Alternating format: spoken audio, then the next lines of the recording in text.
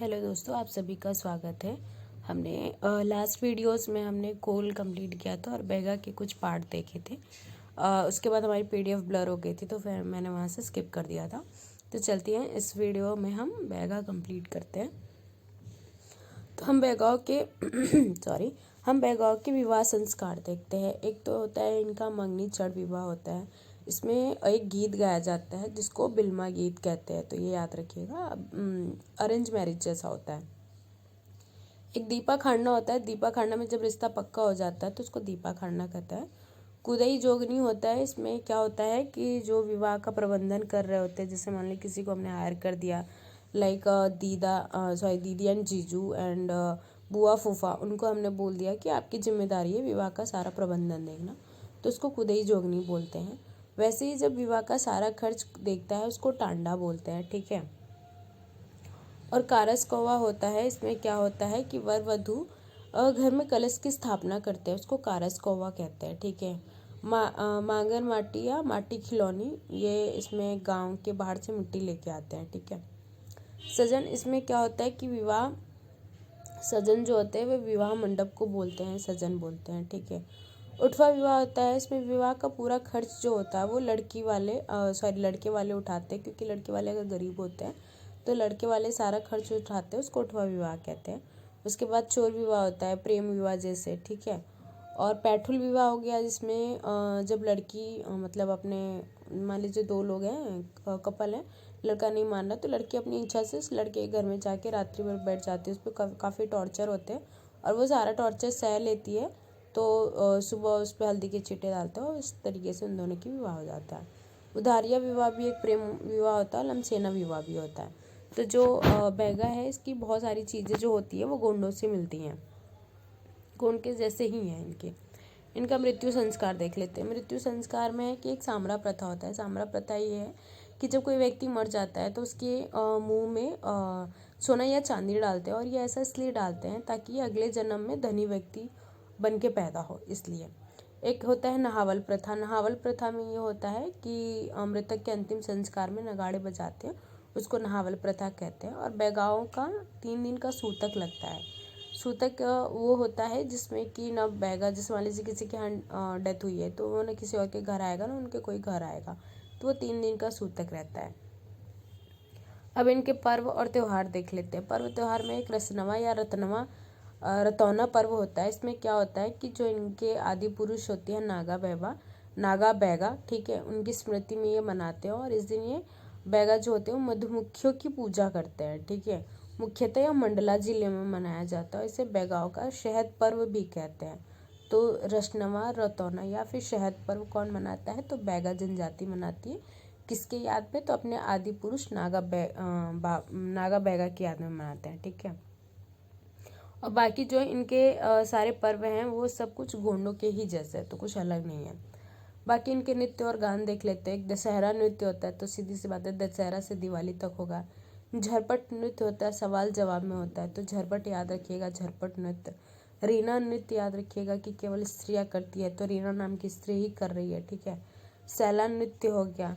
बिल्मा नृत्य हो गया, हम बिल्मा गीत भी गा रहे थे और बिल्मा नृत्य भी करते विवाह में, ठीक है। भड़ौनी नृत्य हो गया। परधौनी नृत्य हो गया कि बारात के आगमन पे पुरुष हाथ में फरसा लेके ऐसे डांस करते हैं। फरसा क्या होता है कि जैसे मिट्टी खोदते हैं ना, उसको टाइप ऑफ फर्श होता है औजार, जिसको वो फरसा कहते हैं। तो ये फरसा लेके क्या बोलते हैं, डांस करते हैं, तो उसको परधौनी नृत्य करते हैं। एक भड़ौनी नृत्य हो गया। बिल्मा नृत्य हो गया क्योंकि बिल्मा गीत भी गा रहे थे। सैला नृत्य हो गया और रीना नृत्य हो गया। रीना सिर्फ स्त्री कर रही है, रीना नाम की लड़की कर रही है, ठीक है। झरपट विवाह हो गया, झरपट नृत्य हो गया, इसमें सवाल जवाब करके नृत्य कर रहे हैं। और दशहरा नृत्य हो गया। अब इनके हम चित्रकला इनकी घोड़ों वाली ही है, कुछ अलग है नहीं। बाकी एक बार देख लीजिए कि पठेरा और बेरेड़ा, ये क्या होता है? दीपक रखने का सामान होता है। सजन क्या होता है? ये लकड़ी का मंडप बनाते हैं, उसको सजन कहते हैं। हमने ये आगे भी पढ़ा था, सजन वाला। अब हम इनके धार्मिक वो देख लेते हैं, धार्मिक व्यवस्थाएं क्या क्या है इनकी। तो इनमें ठाकुर देव होते हैं, ठीक है, जो कि ग्राम देवता होते हैं ठाकुर देव। और ये रसई या फिर महुआ के वृक्ष पे रहते हैं ठाकुर देव। ये सृष्टि के निर्माता भी हैं ठाकुर देव। तो मेन इम्पॉर्टेंट कौन है इनके देवता? ठाकुर देव, जो गांव की रक्षा भी कर रहे, सृष्टि के निर्माता भी हैं, सरई और महुआ के वृक्ष में रहते भी हैं। ठीक है। खैर माई या महारिन देवी ये ग्राम देवी होती हैं। ठीक है। बड़ेश्वर देव ये बेवार देवता होते हैं। ठीक है। बूढ़ा देव भी काफ़ी फेमस है। ये साज या साल के वृक्ष पे रहते। तो याद रखिएगा कि ठाकुर देव महुआ के वृक्ष पे रह रहे हैं, लेकिन जो बूढ़ा देव है वो साल या फिर साज के वृक्ष पे रह रहा है। ठीक है। सर्व प्रमुख और शक्तिशाली देवता हैं। ये सर्व प्रमुख है और शक्तिशाली देवता है और बैगांव के ये कुल देवता है। इसलिए बूढ़ा देव और भी इम्पोर्टेंट हो जाते हैं क्योंकि ये बैगांव के कुल देवता भी हैं। याद रखिएगा। नारायण देव जो होते हैं वो घर की दहलीज पे रहते हैं। दूल्हा देव क्या होता है कि घर के चूल्हे की पूजा की जाती है विवाह के अवसर पे, तो उसे दूल्हा देव कहते हैं। ऐसे मान लीजिए बारात निकालने से पहले, दूल्हे को घर से निकालने के पहले दूल्हा देव की पूजा की जाती है। तो घर में जहाँ पे खाना वाना बनता है, बोलते हैं कि हमारे घर का सबसे पवित्र जो प्लेस होता है वो वही होता है जहाँ पे खाना बनता है, तो उसे दूल्हा देव कहते हैं। ठीक है। रात में इनकी पूजा होती है, इसलिए इनको रात माई कहते हैं। सामन क्या है कि ऐसा व्यक्ति जो आवश्यकता पड़ने पर धार्मिक कार्य संपन्न करवाते हैं, उनको सामन कहते हैं। ठीक है। बैगावीर क्या है कि शहडोल के बैगा सोमन को कहते हैं। ठीक है। जो सोमन या सामन जो होता है उसको वीर बैगा भी कहते हैं। ठीक है।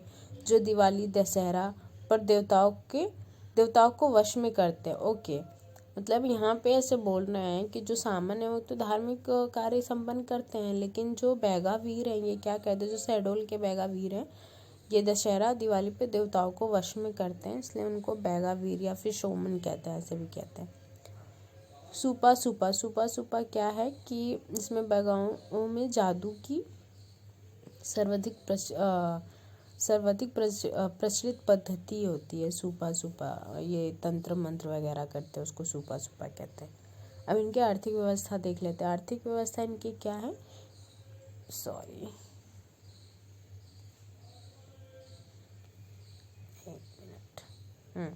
आर्थिक व्यवस्था पे थे हम। आर्थिक व्यवस्था हम देख लेते हैं कि स्थानांतरित कृषि जो होती है उसको बेवार या पेंडू कहते हैं। इसको बैगाओं की जो स्थानांतरित कृषि होती है उसको बेवार या पेंडू कहते हैं। पौधा प्रथा होती है उधारी न चुका देने पर 5 अन्य लोगों के यहाँ मजदूरी करना, उसको पौधा प्रथा कहते हैं। मतलब जैसे कि हमने किसी से उधारी ली और उधारी को नहीं चुका रहे हैं तो हम उनके यहाँ 5 दिन मजदूरी की तरह काम करेंगे, उसको पौधा प्रथा कहते हैं।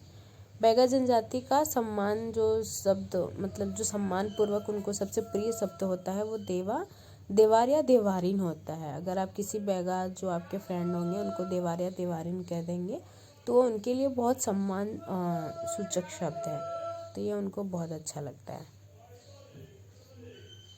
और लारूकाज सुअरबाजी समारोह ये करते हैं। ठीक है। इनको शौरशर और मेडिसिन मैन भी कहते हैं। ठीक है। बैगाओं को शौरशर और मेडिसिन मैन भी कह रहे थे। वैसे फालतू के पेज टच हो गए तो नया पेज आ गया, तो ये याद रखिएगा कि इनको क्या कह रहे हैं, शौरशर और मेडिसिन मैन भी कह रहे हैं। तो ये हमारा बैगा कंप्लीट होता है। और इसके बाद हम एक और जनजाति कर लेते हैं, कोरकू कर लेते हैं, है ना, क्योंकि इतना छोटा वीडियो तो कोई मतलब है नहीं, तो कोरकू कर लेते हैं। कोरकू देखते हैं। कोरकू शब्द कोर या कोरो का अर्थ होता है आदमी। ठीक है। अर्थात आदमियों का समूह कोरकू है। जो कोरकू हैं वह विंध्य सतपुड़ा के जंगलों में जड़ें खोदते या कोरते थे, इसलिए कोरकू कहलाए। ऐसा कहा जाता है कि जब ये विंध्य सतपुड़ा के जंगलों में जड़ें खोदते या कोरते थे इसलिए कोरकू कहते थे। इन्हें ये अपने आप को रावण का वंशज मानते हैं, ये भी है। और ये महादेव की अपनी सृष्टि के रचयिता मानते हैं। ठीक है। महादेव जो होते हैं उनको कहते हैं कि हमारे सृष्टि के रचयिता हैं। मूल निवास इनका कहाँ है, तो भंवरगढ़ स्वालीगढ़ बैतूल में इनका मूल निवास है। ठीक है। मूल निवास कहाँ है इनका, भंवरगढ़ स्वालीगढ़ और बैतूल में। ठीक है। भौगोलिक वितरण देख लेते हैं इसका। भौगोलिक वितरण में कहाँ रहते हैं, सतपुड़ा के अंचल में रहते हैं, छिंदवाड़ा में रहते हैं, बैतूल, नर्मदापुरम, खंडवा, बुरहानपुर आदि में। ठीक है। सर्वाधिक कोरकू जनसंख्या खंडवा व बुरहानपुर में पाई जाती है। बेगांव की जो सबसे अधिक जनसंख्या वो कहाँ मिलती है, खंडवा में मिलती है और बुरहानपुर में मिलती है। ठीक, इनकी शारीरिक संरचना हम देख लेते हैं। शारीरिक संरचना क्या है, पोटो ऑस्ट्राइल प्रकार की इनकी शारीरिक संरचना। इनके सीने पे बड़े काले चट्टे होते हैं। ठीक है, सीने पे बड़े काले चट्टे होते हैं।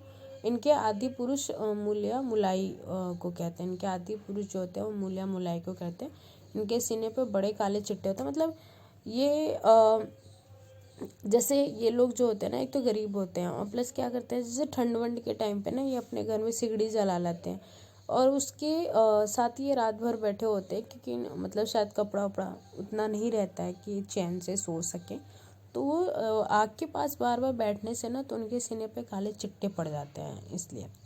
और इनके आदि पुरुष कौन है, तो मूल या मुलाई इनके आदि पुरुष है। इनकी सामाजिक व्यवस्था देख लेते हैं। सामाजिक व्यवस्था क्या है कि इनका जो समाज है वो पितृसत्तात्मक है, एकल परिवार होता है। ठीक है, इनकी उपजातियाँ कोरकू जनजाति दो बेगांव में। ठीक है, ये बेगांव मैंने क्यों लिखा मुझे भी याद नहीं। इनकी उपजातियाँ देख लेते हैं कोरकू जनजातियों की। ठीक है, राज कोरकू ये भूस्वामी होती हैं। भाग्या कोरकू जो किसान होते हैं उनको कहते हैं, किसानों को भाग्या कहते हैं। ठीक है, पथरिया कोरकू ये आम कोरकू जो होते हैं उनको पथरिया कोरकू कहते हैं। अन्य उपजातियों में देखिए मोवासी होते हैं, जिन वो अपराधी वर्ग के जो लोग होते हैं उनको मोवासी कहते हैं। और पचमढ़ी के जो कोरकू होते हैं उनको बंदोरिया कहते हैं। तो पचमढ़ी में बंदर रहते हैं तो बंदोरिया कोरकू वहाँ के होंगे। मोवासी मतलब अपराधी, मोवासी ऐसे अपराधी याद रखिएगा। ठीक है, भाग्या तो किसान भाग्य के निर्माता होते हैं तो उनको भाग्या कोरकू कहते हैं। पोथरिया आम कोरकू हैं। राज कोरकू तो भूस्वामी हो गया, वही पोथरियों के पास कुछ काम नहीं होता इसलिए वो आम होता है, ऐसे याद करना चाहिए। और डुलारिया कोरकू ये हरदा खंडवा बुरहानपुर के कोरकू हैं डुलारिया। ठीक है, रुम्मा नहाला बोवैया बोड़ई होते हैं। ठीक है, रुम्मा नहाला बोवैया बोड़ई भी इनकी उपजातियाँ हैं। तो कोरकू के स्वभाव के आधार पर ये 4 प्रकार के कोरकू होते हैं। ठीक है, कोरो आदमी। कोरो आदमी क्या है, जो ताज़ा व शुद्ध मांस खाते हैं उनको कोरो आदमी कोरकू कहते हैं। ठीक है, राक्षस जो सड़े गले मांस और पशु पक्षियों को खाते हैं उनको राक्षस कोरकू कहते हैं। ठीक है, सराकू या बंदर, सराकू बंदर जो कि हरी सब्जी खाने वाले होते हैं उनको सराकू कोरकू या बंदर कोरकू करते हैं। बीना या फिर रीछ। बीना रीछ क्या है कि मधुमक्खियों का छत्ता तोड़ने वाले को बीना और रीछ कहते हैं। तो याद रखिएगा कितने प्रकार के कोरकू हैं, कार्य मतलब इनके स्वभाव के आधार पर। तो कोरो जो कि शुद्ध और ताज़ा मांस खा रहे हैं, राक्षस जो सड़े गले मांस खा रहे हैं, सराकू जो कि हरी भरी सब्जी खा रहे हैं। देखिए यहाँ पे मांस खा रहे हैं लेकिन यहाँ पे सिर्फ जो वेजिटेरियन होते हैं उनको सराकू या बंदर कोरकू करते हैं। बीना रिच क्या कर रहे हैं कि मधुमक्खी के छत्ते तोड़ रहे हैं। ठीक है, इनके गोत्र देख लेते हैं। इनके गोत्र होते हैं 36। ठीक, और इनका गोत्रों का जो चिन्ह होता है उसको मोर है। इनके गोत्र का चिन्ह मोर है और गोत्र कितने 36। कोरकू के सामाजिक संगठन देख लेते हैं। सामाजिक संगठन इसमें है कि पटेल है गांव का मुखिया है। ठीक है, महाजन है पटेल का सहायक, महाजन पटेल का सहायक है। चौधरी कौन है, तो ये पंचायत करने की सूचना देने वाला, जो जैसे कि आज पंचायत होने वाली हो तो चौधरी घूम घूम के पूरे गांव में बताएगा कि पंचायत होने वाली है। तो पंचायत की सूचना कौन दे रहा है, चौधरी दे रहा है। पंचायत का मुखिया कौन है, पटेल है। और महाजन कौन है, पटेल का सहायक है। ठीक है, मुकरी क्या है कि त्योहारों पे नाच गाना का बुलावा देने जाती है तो उसको मुकरी कहते हैं। ठीक है, तो दो लोग जा रहे हैं बुलाने के लिए। एक चौधरी जा रहा है कि पंचायत होने जा रही है और मुकरी जा रही है कि नाच गाना ये सब होने वाला है। ठीक है, घेटिया क्या होते हैं, ये सामूहिक भोज का प्रबंधन करते हैं। ठीक है, घेटिया जो लोग होते हैं ये गांव में सामूहिक भोज का प्रबंधन करते हैं, प्रसाद बांटने का काम घेटिया का होता है। भूमिका क्या है, ये पुरोहित पंडित पूजा पाठ करने वाले को भूमिका कहते हैं। पड़ियार क्या है, ये जादू टोना करते हैं। ठीक है, और इनका जो सहायक होता है उसको रजल्या कहते हैं। पड़ियार जादू टोना करने वाला, देवभार करने वाला, देवताओं को बुलाने वाला उसको पड़ियार कहते हैं। और उसकी सहायता कौन करता है, तो राजल्या कहता है। तो ये याद रखिएगा, इनकी जो सामाजिक संरचना है ना उनमें से कभी भी पूछ सकता है।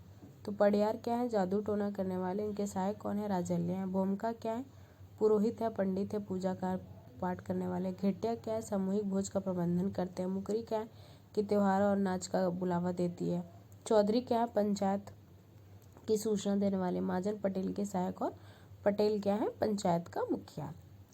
आवास देख लेते हैं। आवास क्या है कि इनके घर को ढाना कहते हैं, ठीक है।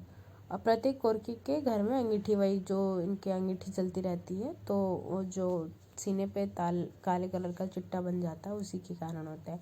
इनके घर को क्या कहते हैं, ढाना कहते हैं।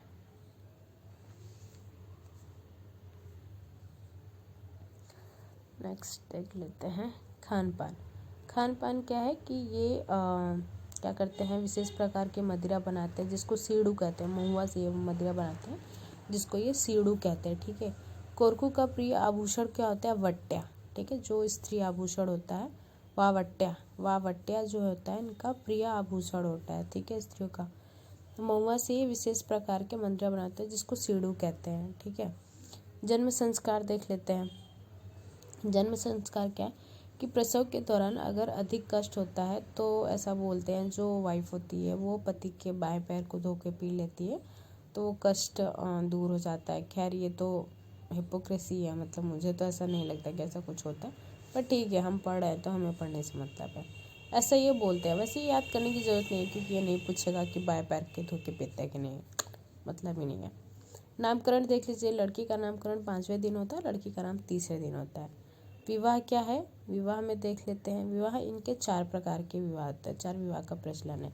एक लमझाना या घर दमाद, ठीक है। इसमें जो कोरकू लड़की होती है, जो पिता गाँव गाँव जाकर लड़का खोजता है, ठीक है, और उसे अपने घर में लड़की के साथ रखता है। अगर लड़की लड़का को गर्भवती कर देता है तो शादी पक्की होती है, नहीं तो नहीं होती है। मतलब मैं समझा देती हूँ कि जो लमझाना या फिर घर दमाद होता है, जैसे मान लीजिए कोई लड़की है, उसका पिता है, ठीक है, वो गांव गांव जाके लड़कों को ढूंढेगा और किसी एक लड़के को लेके अपने घर में रखेगा अपनी बेटी के साथ। अगर वो लड़का उस लड़की को प्रेग्नेंट करने में सहायक होता है तो उनकी शादी करवा देते हैं, अन्यथा फिर वो किसी और लड़के को ढूंढता है, ऐसा है। चिथोड़ा प्रथा। चिथोड़ा प्रथा क्या है, इसमें सीडू जो कि शराब थी, शराब को लेके लड़की के घर जाते हैं। यदि लड़की ने हाँ कह दी तो वह सीडू आनी कहते हैं, ठीक है। मतलब और सीडू आनी दो, अगर लड़की ने ना कह दिया तो अपना सीडू उठाओ और चल दिए। तो सीडू आनी मतलब कि लड़की ने हाँ कर दिया चिथोड़ा विवाह करने के लिए। इनमें दहेज को क्या कहते हैं, तो गोनम कहते हैं, ये याद रखिएगा, गोनम इम्पॉर्टेंट है कि दहेज को क्या कह रहे हैं, गोनम कह रहे हैं। राजा बाजी विवाह लव मैरिज ही है।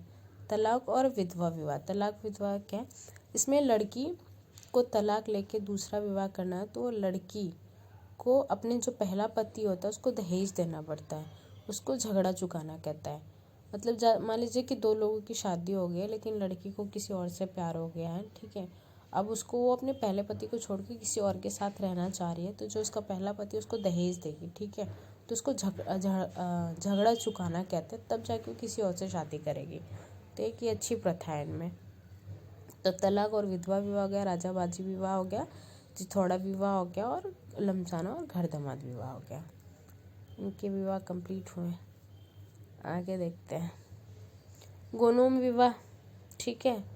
पाटो विवाह, वृद्ध से शादी के लिए, मतलब जो पाटो विवाह क्या होता है, किसी बुढ़ा व्यक्ति है और वो काफ़ी अमीर है तो उससे शादी कर लें क्योंकि कुछ दिनों बाद तो मर जाएगा, उसके बाद जो प्रॉपर्टी वगैरह होगी हमारी हो जाएगी, उसके बाद हम किसी और से शादी कर लेंगे, ऐसा है। आटो शाटो विवाह, इसमें क्या होता है कि लड़का लड़की आपस में ही घर वाले विवाह करवा देते हैं, इसको आटो शाटो विवाह कहते हैं। मृतक संस्कार देख लेते हैं। इनके मृतक संस्कार क्या है कि मृत्यु के पश्चात जिसे तीजा कहते हैं, ठीक है, मृत्यु के पश्चात जिसे तीजा कहते हैं। मुंडा इनका क्या है कि मृतक स्तंभ है लकड़ी का। मृत्यु गीत क्या है, फुल जगानी गीत है, तो ये गीत याद रखिएगा, मुंडा याद रखिएगा। जैसे मृत्यु जो हो जाती है उसको तीजा कहते हैं, ठीक है ये लोग। उसके बाद क्या है मुंडा। मुंडा क्या है कि एक मृतक स्तंभ है मुंडा, ठीक। और मृत्यु गीत क्या है कि फुल जगानी मृत्यु गीत है, तो याद रखिएगा, फूल को जगाना है, जो मर गया है फूल के समान है उसको जगाना है, तो वो मृत्यु गीत है, फूल जगाने, ठीक है। मुंडा मृतक स्तंभ बना दिए। सिंडोली। सिंडोली क्या है कि मृतकों को देव पितरों में शामिल करने हेतु 10 से 15 साल में एक बार किसी प्रसिद्ध कोरकू की मृत्यु पर यह किया जाता है सिंडोली प्रथा। सिंडोली प्रथा, इसमें क्या होता है कि मान लीजिए कोई ऐसा कोरकू है जो काफ़ी अमीर है, तो उसका 10-15 मतलब उसकी डेथ हो गई, तो उसके बाद उसके खाना पीना भव्य तरीके से करवाएंगे, तो उसको और ये बोला जाता है कि वो देवों में शामिल हो गया है, तो उसको सिंडोली प्रथा कहते हैं। धार्मिक जीवन इनका देख लेते हैं। महादेव को ये पितामह मानते हैं, ठीक है। रावण का वंशज मानते हैं खुद को।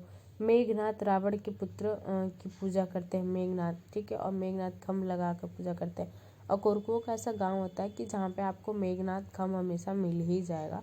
मेघनाथ कौन थे? रावण के पुत्र थे। खनेरा देव का है गांव के बाहर पश्चिमी दिशा में बीमारी को रोकते हैं, खनेरा गांव, ठीक है। खनेरा देव जो है वो गांव के बाहर पश्चिमी दिशा में बीमारी को रोकते हैं, ठीक है।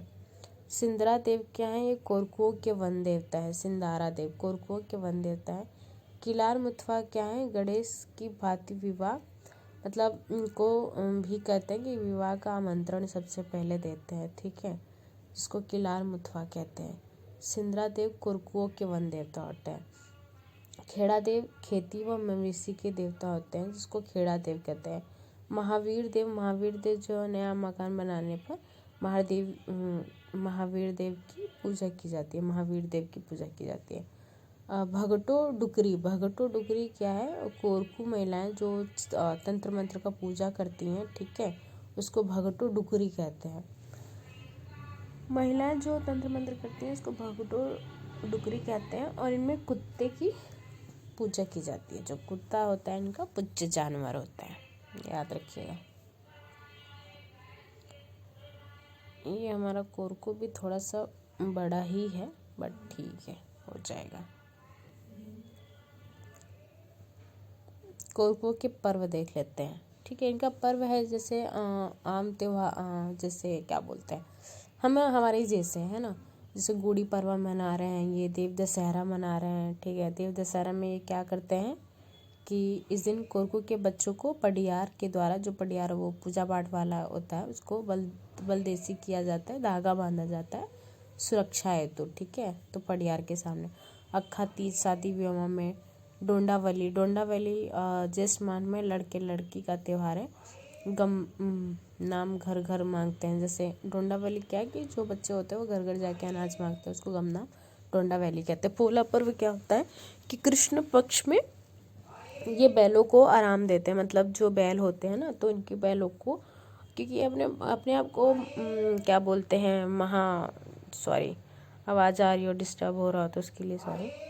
आवाज़ के चक्कर में मैं भूल गई कि मैं क्या बताने वाली थी। तो जो क्या बोलते हैं पोला पर्व होता है, इसमें भगवान जो हमारे महादेव भगवान हैं उनको ये अपना पितामह मानते हैं, तो जो बैल होता है तो उसकी भी ये पूजा करते हैं। तो पोला पर्व में क्या होता है कि बैलों को सजा वजा के छोड़ देते, उसको यूज़ नहीं करते, मतलब उससे काम नहीं करवाते उस दिन, तो ये याद रखिएगा।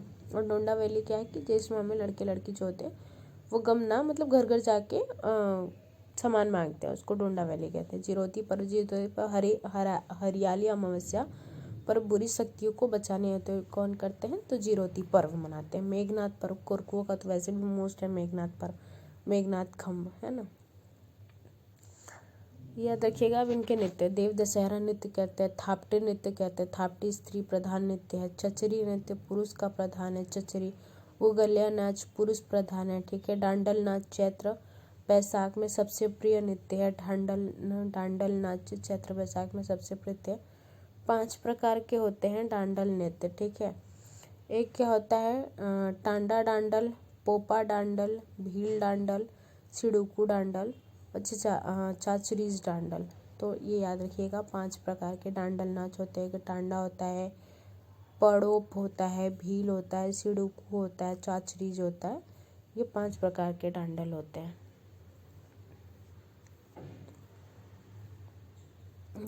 टोडिया नाच क्या दिवाली के अवसर पर करते हैं, ठीक है, अहराई देव के जैसे। गांधली नाच होता है, चिल्लुड़ी होता है, हरोट्या नाच होता है, चटकोरा नाच होता है, डांडा बली नाच होता है।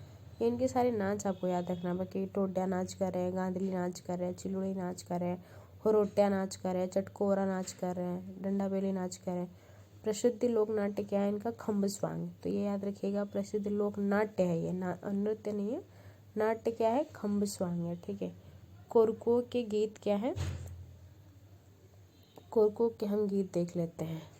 एक होता है डोलार गीत, जो कि चिरौती पर्व पर किया जाता है। ठीक है। धाम गीत हो जो होता है देव दशहरा पे करते हैं धाम गीत। ठीक है। फूल जगनी गीत क्या होता है? मृत्यु के अवसर पे किया जाता है, वही फूल को जगाने वाला मृत्यु के अवसर पर होता है। धाम गीत देव दशहरा पे करते हैं। डोलार गीत चिरौती पर्व कहते हैं। झमाटा गीत या घुंघरी नृत्य जो होता है वो होली के अवसर पर करते हैं। झमाटा गीत या घुंघरी नृत्य होली के अवसर पर कहते हैं। सहनाई या फगनाई होली पर गीत होता है। ठीक है। सजनाई या फगनाई होली पर गीत होता है। भित्ति चित्रकला की देख लेते हैं क्या है। भित्ति चित्रकला है गुदनी। गुदनी क्या है कि दीवारों पे चित्र बनाते हैं। ठीक है। महाराष्ट्र सिंज कोरकुओं का प्रिय गुदना है जो शरीर पर बनवाते हैं। एम आकार का गुदना ऐसे बनवाते हैं और टी आकार का गुदना बनवाते हैं। ठीक है। तो और जो गुदना बनाने वाली महिलाएं होते हैं उसको मुंगनी कहते हैं। तो ये याद रखिएगा, मुंगनी कौन है? गुदना बनाने वाली स्त्री है मुंगनी। ठीक है। और गुदनी क्या है इनकी? गुदनी है दीवार पे बनाने वाला चित्र गुदनी है। ठीक है। और ये जो गुदना है वो अपने शरीर पे बनवा रहे हैं। गुदना गुदनी से याद रखिएगा, गुदना अलग है, सिर पे हाथ वाथ पे कहीं भी बनवाते हैं। ठीक है। और गुदनी क्या? दीवारों पे बनवा रहे हैं, इसमें कंफ्यूज कर सकता है। उनको लगा कि गुदनी भी वही है, पर गुदनी और दीवार पे बनवा रहे हैं। आर्थिक जीवन है कृषक को भाग्या कहते हैं। हमने बोला था भाग्या कोरकू कौन है? किसान है। ठीक है। बदलवा प्रथा होती है, इसमें जंगल को काट कर कृषि करते हैं। ठीक है। पड़ियार का सहायक राजल्य, हमने वो तो आगे ही बोला था कि सहायक इनका राजल्य। बस ये याद है कि बदलवा प्रथा क्या है? जंगल को काट कर कृषि कर रहे हैं और कृषि को भाग्या कहते हैं। ठीक है। कोरकू सामुदायिक रेडियो केंद्र कहाँ है? तो खंडवा में। कोरकू सामुदायिक रेडियो केंद्र कहाँ है? खंडवा में। ठीक। अब ये थोड़ा सा और बचा है कोरकू का, लास्ट पेज में तो हाँ ये हो ही गया। ठीक है। अब ये क्या है कि वीरवट जैसी राक्षसी शक्तियों का उपयोग कोरकू कहते हैं। तो ये याद रख लेगा कि कोरकू वीरवट जैसी राक्षसी शक्तियों का यूज़ करते हैं। ठीक है। सिंदरा देव का संबंध वन देवता से होता है, ये याद रखिएगा। भगुड़ू, भगुड़ू क्या है? ये कोरकू संस्कृति में बांसुरी जैसा वाद्य यंत्र होता है। जो बांसुरी होता है उसको भगुड़ू बोलते हैं ये। तो ये कोरकुओं का बांसुरी कौन होता है? भगुड़ू होता है। ठीक है। तो ये हम आप यहाँ पे हमारा कोरकू और आपका बैगा ख़त्म होता है। फिर नेक्स्ट वीडियो में आगे की जनजातियाँ करेंगे। तो चलिए मिलते हैं। अगर आप आज बीच में कोई आवाज़ आई हो तो उसके लिए सॉरी। ठीक है, मैनेज कर लीजिएगा। तो चलिए मिलते हैं नेक्स्ट वीडियो में। पढ़ते रहिए, याद करते रहिए, रटते रहिए। मैं तो पढ़ना भी नहीं बोलूँ, रटते रहिए। चलिए मिलते हैं नेक्स्ट वीडियो में। Okay, bye bye.